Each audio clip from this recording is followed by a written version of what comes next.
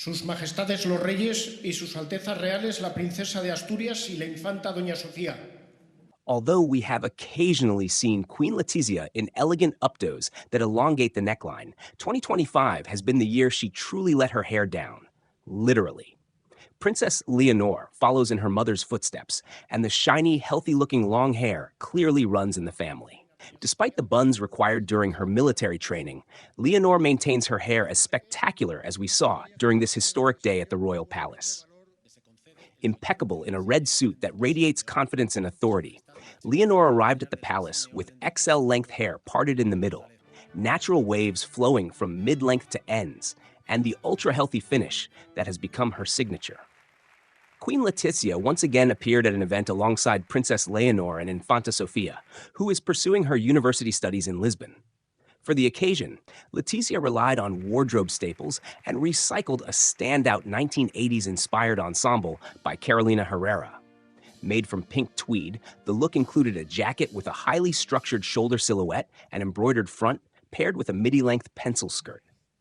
This design reinterprets a runway piece from Wes Gordon's Autumn-Winter 2024-2025 collection for the Puig Group.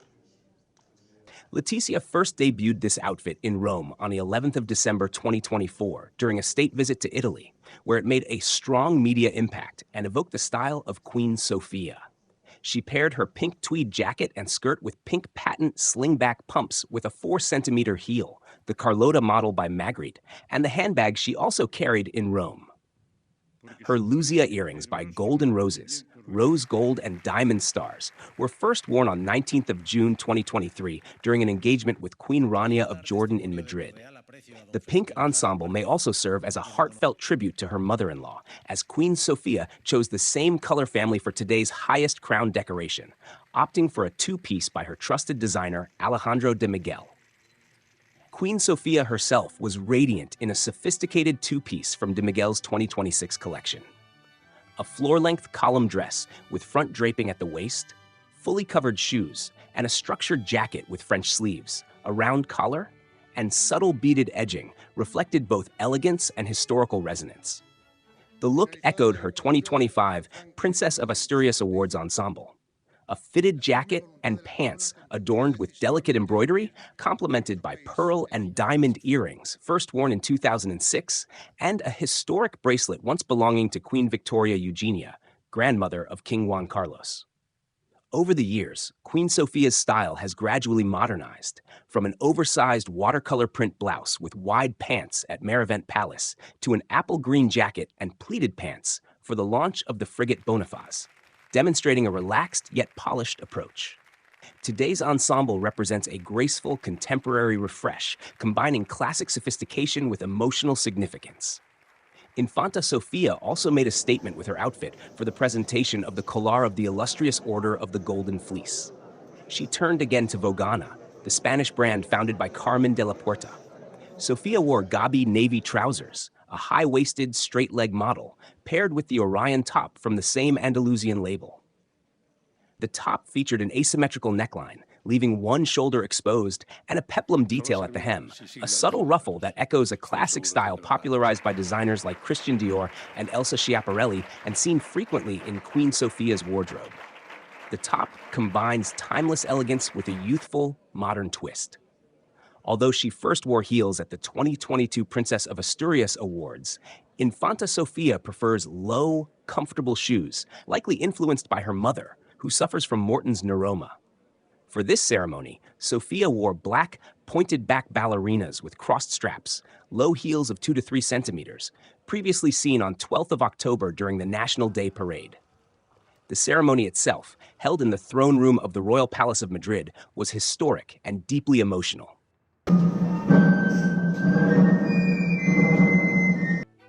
Queen Sofía, just turned 87, received the collar of the Illustrious Order of the Golden Fleece from her son, King Felipe VI, in recognition of her dedication and devotion in the service of Spain and the crown.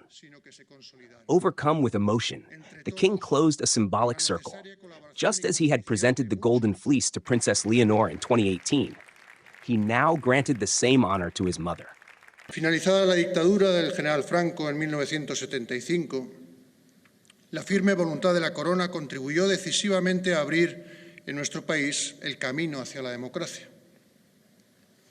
Comenzaba, como dijo el rey Juan Carlos I en su proclamación, una nueva etapa de la historia de España.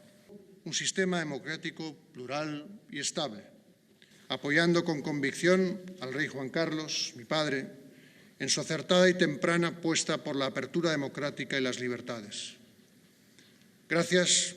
Se concede el collar de la insigne Orden del Toisón de Oro a Su Majestad la Reina Doña Sofía. Montero Cuadrado.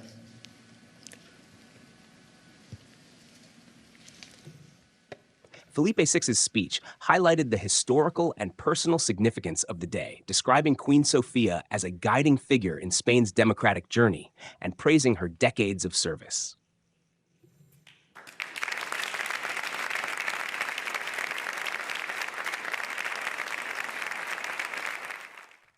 In the throne room, a chamber ensemble from the Queen Sofía School of Music performed, underscoring the Queen's lifelong dedication to culture and music.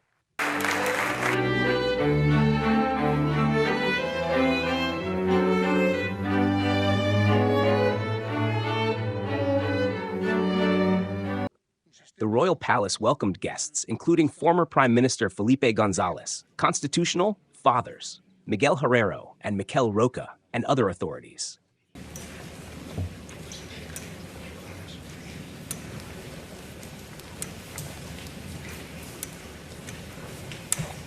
The ceremony concluded with an affectionate moment as Princess Leonor and Infanta Sofía embraced their grandmother. Following the throne room ceremony, the royal family moved to the Gasparini Hall for a receiving line and to meet representatives of Spain's political and constitutional bodies. Later, their Majesties presided over the commemorative event at the Congress of Deputies for the 50th anniversary of the restoration of the monarchy, participating in the panel 50 years later, The Crown in the Transition to Democracy. King Felipe emphasized the enduring significance of democratic Spain as an idea, and the princesses engaged attentively with the event, exchanging warm interactions with dignitaries and parliament members. The day, filled with symbolism, fashion, and emotion, perfectly showcased the grace, style, and enduring legacy of the Spanish royal family.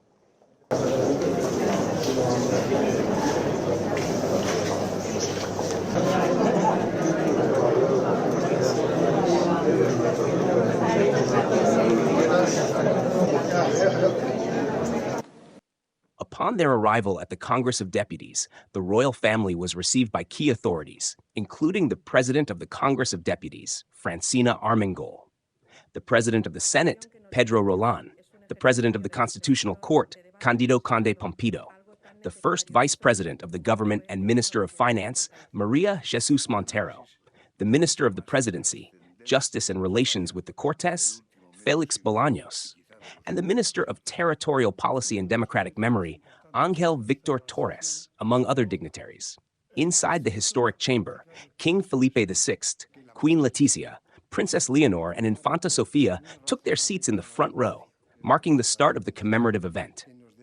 The session began with an address from the President of the Congress of Deputies, followed by the discussion panel titled 50 Years Later, The Crown in the Transition to Democracy. This panel explored the factors that contributed to the consolidation of the monarchy and the construction of Spain's democratic system, as well as the lessons these 50 years offer for the future. Participants included Juan José Laborda, president of the Network for the Study of Contemporary Monarchies, REMCO, renowned journalists Iñaki Gabilondo and Fernando Onega, Adela Cortina, librarian of the Royal Academy of Moral and Political Sciences, Juan Pablo Fusi, professor of history and member of the Royal Academy of History, and Rosario Garcia Mahamut, director of the Center for Political and Constitutional Studies. King Felipe VI then delivered a moving address, emphasizing the deeper meaning of the occasion. Of all the lessons contained within these walls, perhaps the most important is this: democratic Spain, even before being a country, a people, or a territory, is an idea. A beautiful idea that embodies the best of who we are. Before departing the Congress, Their Majesties, the King and Queen, accompanied by Princess Leonor and Infanta Sofía, posed for a commemorative photograph with the attending authorities, capturing the significance of this historic milestone. As the session drew to a close, the atmosphere softened into a more personal tone. The royal family moved through the chamber, greeting members of parliament, senior officials, and representatives of Spain's constitutional bodies, sharing moments of warmth and appreciation. Princess Leonor and Infanta Sofía, poised and attentive throughout the event, were seen exchanging warm interactions with officials, demonstrating both their grace and their engagement in the country's ongoing democratic legacy.